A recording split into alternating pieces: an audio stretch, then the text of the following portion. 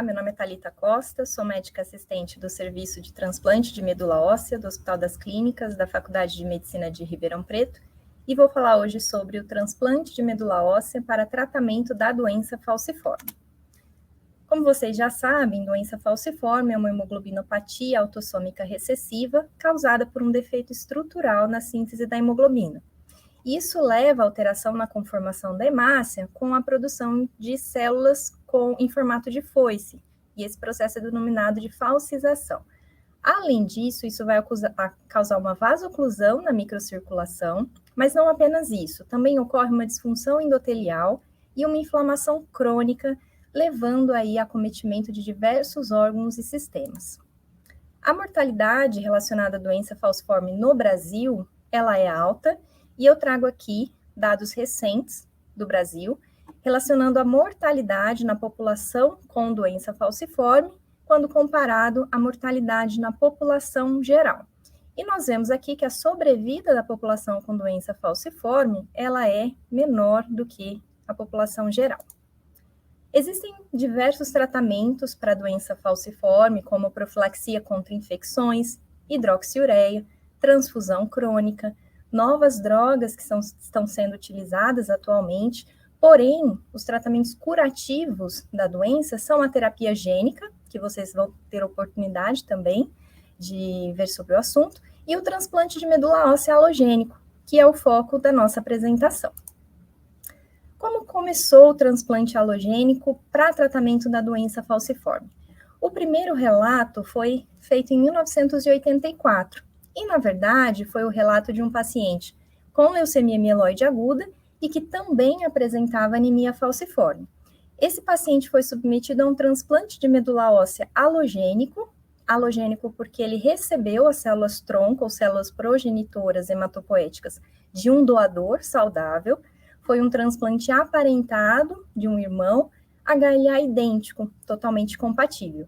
E esse paciente, ele recebeu o transplante para tratamento da leucemia. Porém, durante todo o período de acompanhamento de 16 meses, ele permaneceu sem sinais das doenças de base, tanto da leucemia quanto da anemia falciforme. O transplante halogênico, ele é realizado para diversas doenças malignas e não malignas, porém, ele tem potenciais complicações relacionadas ao procedimento. Qual que é o objetivo do transplante halogênico na doença falciforme? Então, o objetivo é substituir a medula óssea do paciente depois de um regime de condicionamento, que é feito com quimioterapia, por células funcionais, que são as células progenitoras hematopoéticas ou células tronco, de um doador saudável. E aqui, esse doador ele pode ou não ter o traço falciforme. E tudo isso é para prevenir complicações e disfunções orgânicas causadas pela doença. Muitas alterações, muitos comprometimentos que já ocorreram, que são sequelas, o transplante ele não é capaz de recuperar, né, mas é o que a gente espera é que o paciente não tenha novas complicações. Como que o transplante halogênico ele é realizado? De maneira geral, todos os transplantes halogênicos seguem essas etapas. Então, o paciente ele é avaliado, depois é visto se o paciente tem indicação ou não de receber um transplante, ele é internado, é feito toda uma preparação, é realizado um regime de condicionamento durante um período que pode variar de acordo com os protocolos de quimioterapia utilizado. Depois desse preparo, ele recebe as células tronco ou células progenitoras do seu doador, e nesse momento, a gente precisa aguardar a enxertia da medula óssea, aguardar essa medula nova começar a funcionar, e isso leva de 2 a 4 semanas em média. Depois que isso acontece, e o paciente não tem nenhuma outra complicação, ele recebe alta hospitalar e passa a fazer um acompanhamento em regime de hospital-dia, né, e deve permanecer aqui na cidade de Ribeirão Preto, se ele for de outra cidade, até aproximadamente 100 dias da infusão das células progenitoras. Depois, o paciente ele passa a voltar em retornos ambulatoriais frequentes, e durante algum período, no período de 1 ano, ele vai fazer uso de medicações imunossupressoras para evitar que ocorra complicações relacionadas ao transplante e evitar a falha de enxertia. Bom, e como nós coletamos as células-tronco ou células progenitoras dos doadores? Existem 3 fontes de células progenitoras. Uma delas é a medula óssea. Nós fazemos a coleta dessa medula direto, né, da estrutura óssea. Aqui nós utilizamos a bacia, a crista ilíaca posterior. Nós fazemos essa coleta em centro cirúrgico, sob anestesia geral. Um outro método de coleta é através do sangue periférico, é um método denominado aférese, onde o doador precisa receber uma medicação por 5 dias para estimular a produção das células-tronco e, posteriormente, ele passa por esse procedimento.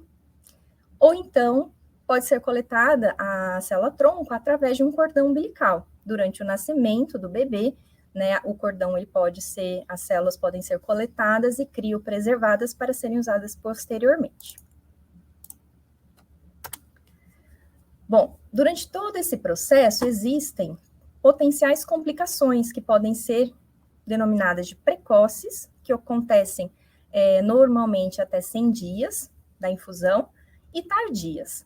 Elas podem estar relacionadas a diversos fatores, como quimioterapia, né, que nós temos náusea, vômitos, mucosite, a infertilidade por conta do uso de quimioterapia de alta intensidade, a possibilidade de neoplasias secundárias a longo prazo e a toxicidade em diversos órgãos e sistemas.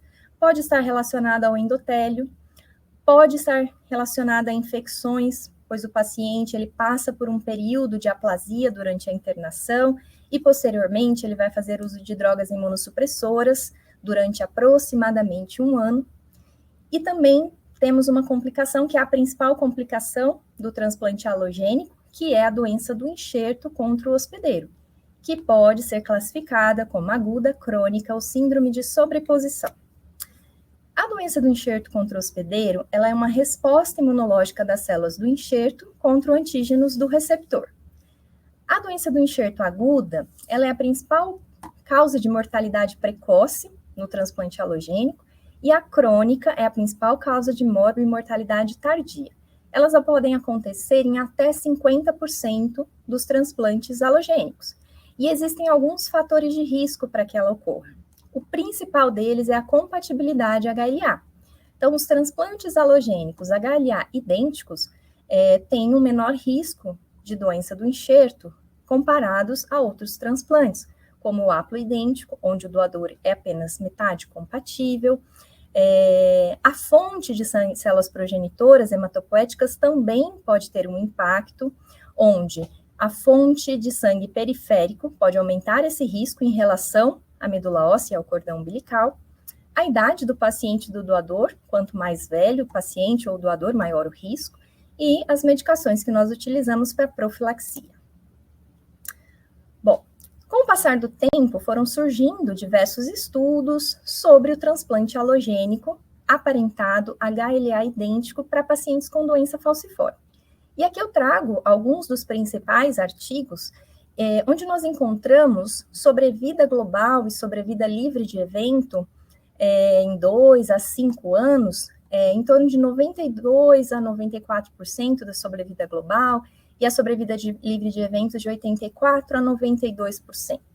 A maior casuística que nós temos é do artigo da Gluckman, em 2017, onde foram avaliados 1.000 pacientes transplantados na Europa, nos Estados Unidos e no Brasil, com sobrevida acima de 90%. Esse estudo de 2017, que envolveu 1.000 pacientes, né, e que contou aí com dados brasileiros aqui do nosso serviço, demonstrou uma sobrevida global em 5 anos de 92% e sobrevida livre de evento de 91%. O que chama atenção é que 10% dos óbitos ocorreram após 5 anos de segmento, bastante tardiamente. E também os pacientes mais velhos, maiores ou iguais a 16 anos, a sobrevida foi significativamente menor, aqui 80%. Aqui nós podemos ver, né, a curva de sobrevida quando nós comparamos as diferentes fontes. Então, aqui em verde nós temos cordão umbilical, em vermelho medula óssea e em azul sangue periférico. E nós percebemos que o sangue periférico ele teve um resultado pior em relação às duas outras fontes. Por isso, nós sempre utilizamos, quando possível, né, vocês vão ver mais para frente, a fonte de medula óssea, da medula óssea, e não de sangue periférico. Esse trabalho de Capelli demonstrou que, de acordo com os grupos etários, a sobrevida ela vai tendo uma redução. Então, aqui, pacientes de 0 a 5 anos tiveram uma sobrevida em 4 anos de 100% sobrevida global e 93% sobrevida livre de evento. Já os pacientes mais velhos, com mais de 15 anos, tiveram uma sobrevida global de 88% e uma sobrevida livre de eventos de 81%. O que chamou atenção aqui é que em 21% dos adultos foi vista a presença de doença do enxerto, e a maioria aí usou sangue periférico como fonte. Quando a gente olha esses dados de sobrevida, nós temos que lembrar que a doença falciforme, eu trago aqui uma tabelinha de uma casuística brasileira, que os adultos, eles têm uma alta taxa de mortalidade, que é em torno aí de 18%, né? Então, é uma doença que traz uma mortalidade muito alta para esses pacientes. Bom, então, resumindo, todos os trabalhos que nós temos até hoje na literatura, de TMO halogênico aparentado, HLA idêntico, para tratamento da doença falciforme, o que nós encontramos? Uma falha de enxertia menor que 10%, uma mortalidade relacionada ao transplante de 0 a 12%, uma incidência de doença do enxerto contra hospedeira aguda de 10 a 20%, uma incidência de DASH crônica menor que 20%. Lembrando, né, que a doença do enxerto contra hospedeiro, ela pode acometer até 50% dos pacientes transplantados que recebem um transplante halogênico. Então, esses resultados são considerados muito bons. E o que nós encontramos é uma melhora significativa na qualidade de vida desses pacientes. O transplante halogênico, HLA idêntico, também é capaz de prevenir, né, fazer uma prevenção primária de acidente vascular encefálico, uma prevenção secundária de acidente vascular encefálico e a prevenção do infarto silencioso. Isso tudo foi visto, né, através desses trabalhos, são estudos que avaliam os pacientes pós-TMO, com exame de imagem, com a avaliação do acometimento do sistema nervoso central. Além disso, o transplante também é capaz de reduzir significativamente o uso de opioides com o passar do tempo e também de reduzir o número de internações nesses pacientes, né, corroborando aí com a melhora da qualidade de vida. Diante desses resultados, então, vieram, né, os grupos que mostraram as indicações do transplante. Para quem nós vamos oferecer o transplante halogênico? Né, já que o transplante também tem seus riscos, né, mas também tem seus benefícios. Então, o grupo americano e o grupo europeu publicaram essas indicações, depois vieram, né, a Sociedade Americana em 2021 atualizou esses guidelines, a Sociedade Brasileira de Hematologia também publicou recentemente um guideline aí sobre a indicação da prevenção primária do acidente vascular encefálico nos pacientes com doença falciforme. E em 2015 foi incluído aí na portaria do SUS o transplante halogênico aparentado para tratamento da doença, até 16 anos. Em fevereiro de 2018, ficou ampliado também esse procedimento para pacientes com mais de 16 anos. Bom, atualmente, nós temos as recomendações do Consenso Brasileiro de Transplante de Medula Óssea, da qual nós fazemos parte, e houve a publicação em 2021 dessas recomendações, com atualização agora em 2023. E essa é a tabela de indicações atuais para transplante de medula óssea halogênico em pacientes com doença falciforme.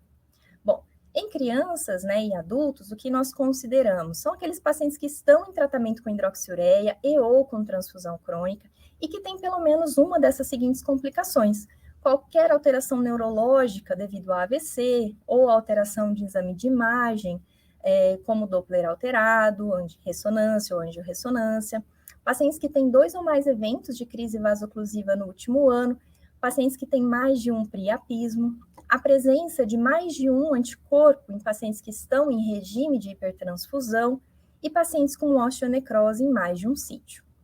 Para os adultos, além dessas indicações, a gente deve considerar também aqueles pacientes que estão em terapia de transfusão crônica e também aqueles pacientes que têm alterações no ecocardiograma.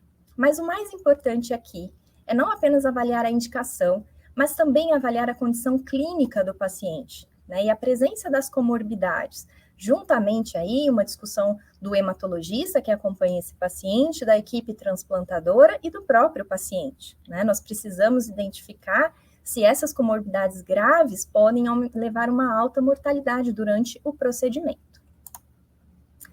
Bom, resumindo até agora o que foi falado, né, as crianças com doença sintomática e que têm um irmão HLA idêntico devem ser avaliadas em relação à indicação ao transplante alogênico. E devido às melhores taxas de sobrevida global e sobrevida livre de evento, devido às menores incidências de doença do enxerto contra hospedeira aguda e crônica nos pacientes mais jovens, o encaminhamento precoce tem sido fortemente recomendado. Mas e aqueles pacientes que não têm um doador HLA idêntico? Será que nós podemos oferecer para esses pacientes o transplante alogênico com doadores alternativos? Isso também foi avaliado, né? Em 2019 foi publicado este artigo, que é um estudo de registro, do registro americano, que avaliou 910 transplantes em 90 centros americanos. E eles dividiram, né, em grupos de acordo com tipos de doadores. Então, transplante alogênico aparentado, HLA idêntico, de irmão, que seria a linha em azul. Também avaliou o transplante haploidêntico, que seria a linha roxa, que é aqueles que são metade compatíveis, que seriam os irmãos, metade compatíveis, ou pais. E também avaliou os doadores não aparentados, HLA idêntico ou HLA com mismatch. E o que nós podemos observar aqui? Que o transplante de irmão HLA idêntico foi superior a todos os outros, né, que nós vemos, aqui falha de enxertia, aqui a sobrevida livre de evento, aqui a sobrevida global. O transplante haploidêntico, ele demonstrou aqui uma redução nessas taxas ao longo do tempo e um aumento muito significativo na falha de enxertia com o passar dos anos. Muito bem, porém, de lá para cá, vem sendo feitos outros protocolos de condicionamento com o uso de novas medicações, como este protocolo aqui, que é do grupo de Vanderbilt. E eles associaram algumas medicações novas, como tiotepa, no regime de condicionamento. E isso demonstrou aí uma melhora dos resultados. Tanto que em 2020, o grupo da qual nós fazemos parte também, fez essa publicação das curvas de sobrevida global e sobrevida livre de evento. Claro que não são iguais à do irmão HLA idêntico, mas diante da gravidade, aqui são pacientes com doença grave, essas curvas de sobrevida são aceitáveis.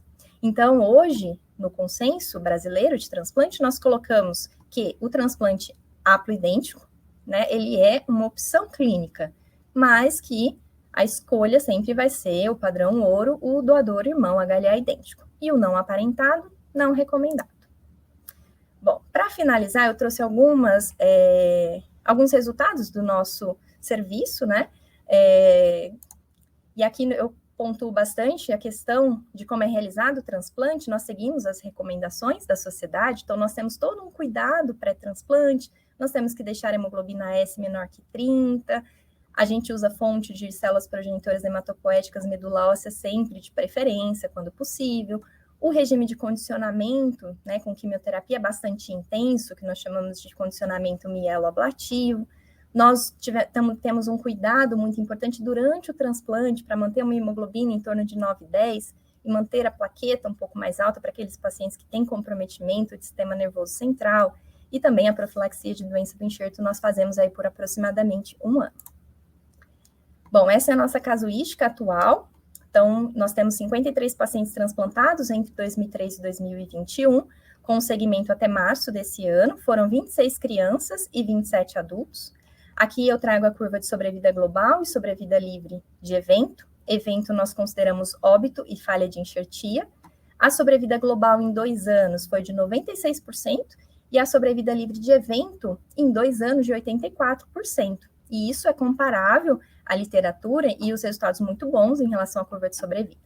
E a sobrevida global em 5 anos, de 90%, e a sobrevida livre de evento em 5 anos, de 80%. Aqui nós dividimos entre crianças e adultos, não houve diferença significativa. Aqui nós vemos muito bem, aqui muito parecido. Aqui, talvez, né, com o aumento do número de pacientes, nós podemos aí ter uma diferença no futuro. Nós também trabalhamos bastante com pesquisa nessa área, esse foi minha tese de doutorado, onde eu avaliei marcadores séricos relacionados à ativação e disfunção endotelial pré-transplante 2 anos após. Nós encontramos que alguns marcadores aqui, como E-selectina, VCAM, endotelina, têm uma redução em 2 anos, marcadores de inflamação, como interleucinas, 33, 18, pentraxina, e também fatores da coagulação, como dedímero e trombomodulina, também aí tem uma mudança significativa 2 anos após. Nós também publicamos um trabalho sobre o suporte transfusional nesses pacientes durante o transplante. Nós precisamos aí de um apoio muito importante do hemocentro. E o que nós encontramos aqui, muito interessante, é que de 5 óbitos que nós tivemos, 4 desses óbitos, né, os pacientes apresentavam uma aloimunização contra antígenos eritrocitários. Então, a aloimunização aqui está relacionada com o pior prognóstico nesses pacientes.